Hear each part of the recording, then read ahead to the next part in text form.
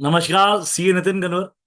हमने एक जो बुक बनाई थी, auditing and assurance standard panorama jottings, ये आप सब लोगों को बहुत बुक पसंद आई और सबने बहुत सराहा इस बुक को, जिसमें हमने हर स्टैंडर्ड्स एंड ऑडिटिंग को, हर स्टैंडर्ड को हमने आधे पेज से 2 पेज में समराइज किया था। तो मुझे बहुत लोग ये बोलते थे, नितिन भाई तू तो डायरेक्ट टेस्ट का व्यक्ति है, तू कोई डायरेक्ट टेस्ट में किताब क्यों नहीं लिखता। अब मैं बहुत देर से सोच रहा था और काफी टाइम से बना रहे थे।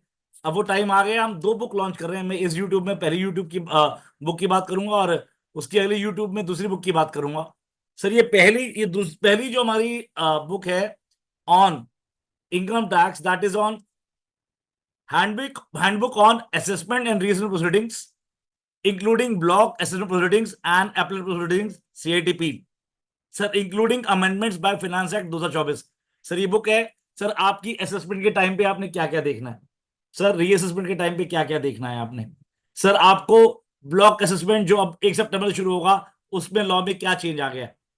काइंडली अप्रिशिएट, इस बुक के अंदर आपको सब कुछ मिलेगा कि असेसमेंट कैसे कर, क्या ध्यान रखना चाहिए। मान लीजिए आपको अगर असेसमेंट करते हुए कैसे कैसे आपको ग्राउंड्स लेने चाहिए। अब मान लीजिए आपकी असेसमेंट जब हो जाती है तो ऐसे केस के अंदर जब आप सीआईटी बिल के पास जाएंगे तो ऐसे केस के अंदर सर आपको क्या क्या स्टेप उठाने हैं। आपको अपील फाइल करने के बाद सर अगर कोई स्टे ऑफ डिमांड का लेटर लगाना है तो स्टे ऑफ डिमांड कैसे लगाना है, तो स्टे ऑफ डिमांड का फॉर्मेट क्या है। या फिर अगर मैं कहूं कि आपको अगर कोई एविडेंसेस आप एसेशन प्रोसीडिंग के साथ टाइम पे जमा नहीं करा पाए और आपको सीएटी पील में जमा कराना है, तो सर रूल 46 ए का फॉर्मेट क्या है, किस तरीके से काम करना है। या फिर अगर मैं बोलूं आपको कि सर अगर मान लीजिए लेटर से अबेंस का लेटर कैसे जमा कराना है, या फिर अगर मान लीजिए लेटर से अगर आपको 270 ए की पेनल्टी की बात हो रही है या 271 सी की बात हो रही है तो लेटर ऑफ अबेंस कैसे बनाना है। सीआईटी बिल में बेसिक ग्राउंड्स क्या क्या होने चाहिए, जिन बातों का ध्यान रखना है आपने। तो ये सारे फॉर्मेट्स, ये सब एक्सप्लेनेशन हमने इस बुक में समझाए हैं।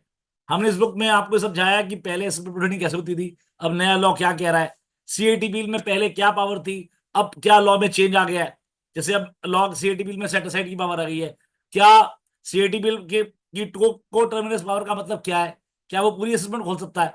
तो इन सबको देखते हुए हमने ना केवल लॉ समझाया, पर साथ के साथ जो बेसिक फॉर्मेट्स होते हैं कि भैया स्टे ऑफ डिमांड बनाए कैसे जाए, क्या 2 पेज के स्टे ऑफ डिमांड में काम हो जाएगा, आंसर इज नो।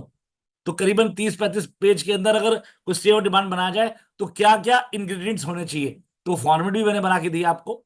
तो अगर ये बुक मैं कोशिश करूंगा आप तक जल्दी से जल्दी पहुंचाने की कोशिश करूंगा। सर ये आप सबके प्यार की बदौलत ही है कि मैं विद इन मंथ 3 महीने के अंदर मैं दूसरी और तीसरी एक और बुक की बात करेंगे थोड़ी देर बाद कि दूसरी बुक भी लॉन्च कर रहा हूं मैं आपको, right. Anyhow, thanks a lot. और मैं चाहता हूं कि मैं जो भी फ्यूचर इंटरव्यू करूं मेरा साथ दें और हमेशा मेरे साथ रहें और कोशिश करें आने वाले सेंट्रल काउंसिल इलेक्शन में मेरे को first preference they. Thank you.